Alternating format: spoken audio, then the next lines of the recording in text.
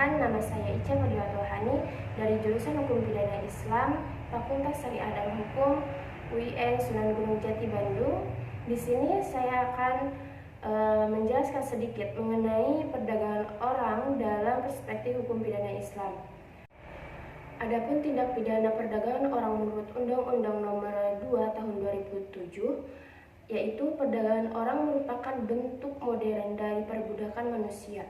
Perdagangan orang juga merupakan salah satu bentuk perlakuan terburuk dari pelanggaran harkat dan martabat manusia. Bertambahnya maraknya masalah perdagangan orang di berbagai negara, termasuk di Indonesia itu sendiri, kejahatan perdagangan orang tidak hanya terjadi di daerah perkotaan, tetapi juga daerah pedesaan. Kurangnya pengetahuan serta rendahnya pendidikan kadang kala menyebabkan seseorang menjadi korban oknum-oknum tertentu yang memanfaatkan keadaan serta situasi. Dalam Undang-Undang Nomor 21 Tahun 2007 tentang Pemberantasan Tindak Pidana Perdagangan Orang, Pasal 1 Ayat 1 menyebutkan bahwa perdagangan orang adalah tindakan perekrutan, pengangkutan, penampungan, pengiriman, pemindahan atau penerimaan seseorang dengan ancaman kekerasan, penggunaan kekerasan, penculikan, penyekapan, pemalsuan, penipuan, penyalahgunaan kekerasan atau posisi rentan, penjeratan, utang atau member bayaran atau manfaat sehingga memperoleh persetujuan dari orang yang memegang kendali atas orang lain tersebut, baik yang dilakukan dalam negara maupun antar negara untuk tujuan eksploitasi atau mengakibatkan orang tereksploitasi.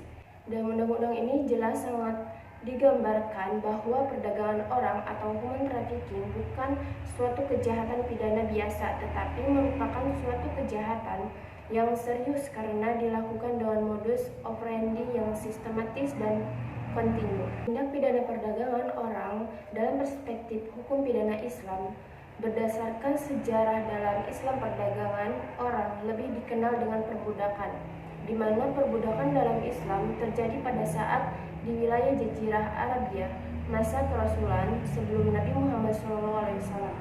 Adanya perbudakan terjadi dalam kisah Nabi Ibrahim. Istrinya bernama Sarah yang rela memberikan budaknya kepada Nabi Ibrahim. Budak tersebut bernama Siti Hajar, kemudian memberikan keturunan yaitu Nabi Ismail.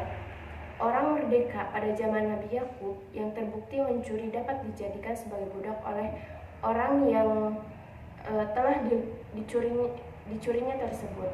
Budakan memperlakukan budak dengan cara yang mulia dan membuka pintu-pintu untuk memerdekakan budak sebagai langkah awal untuk melepaskan mereka dari kehinaan dan perbudakan secara total. Islam menganjurkan untuk membebaskan para budak yang beragama Islam serta mengangkat derajat para budak tersebut. Perdagangan orang adalah kejahatan yang secara nyata mengancam jiwa maupun keturunan dari perempuan yang menjadi korban dari tindakan kejahatan tersebut. Hal ini sangat bertentangan dengan ajaran agama Islam yang sangat memuliakan seorang perempuan. Dalam hukum pidana Islam belum ada ketentuan yang mengatur tentang perdagangan orang, baik jenis pidana maupun sanksi hukumannya. Namun pada dasarnya Islam melarang segala bentuk perbuatan yang menimbulkan mudarat, baik mudarat terhadap diri sendiri maupun terhadap orang lain. Jarimah diartikan dengan perbuatan-perbuatan yang dilarang menurut syara dan ditentukan hukumannya oleh Tuhan, baik dalam bentuk sanksi-sanksi yang sudah jelas ketentuannya yaitu had, maupun sanksi-sanksi yang belum jelas ketentuannya oleh Tuhan, yaitu disebut dengan ta'zir. Jarimah ta'zir secara harfiah bermakna memuliakan atau menolong. Namun ta'zir dalam pengertian istilah hukum Islam adalah hukuman yang bersifat mendidik yang tidak mengharuskan pelakunya dikenai had dan tidak pula harus membayar kafarat atau diat. Tindak pidana yang menjadi objek pembahasan ta'zir adalah tindak pidana ringan seperti pelanggaran seksual yang tidak termasuk zina, pencurian yang nilainya tidak sampai 1 nisab harta, dan lain-lain. Jarima takzir mencakup semua perbuatan zalimah yang hukumannya belum ditentukan oleh syara dan diserahkan pada ulil amri untuk mengaturnya, dari hukuman yang paling ringan sampai yang paling berat. Dalam memutuskan hukuman, hakim diperkenankan mempertimbangkan bentuk maupun jumlah hukuman yang akan dikenakan. Dalam perspektif hukum pidana Islam, perdagangan orang tidak ditetapkan ketentuan yang mengatur tentang tindak pidana tersebut, melainkan Islam melarang segala bentuk perbuatan yang dapat menimbulkan kemudaratan. Dan demikian, perdagangan orang termasuk ke dalam jarima ta'zir karena belum ditentukan oleh syara.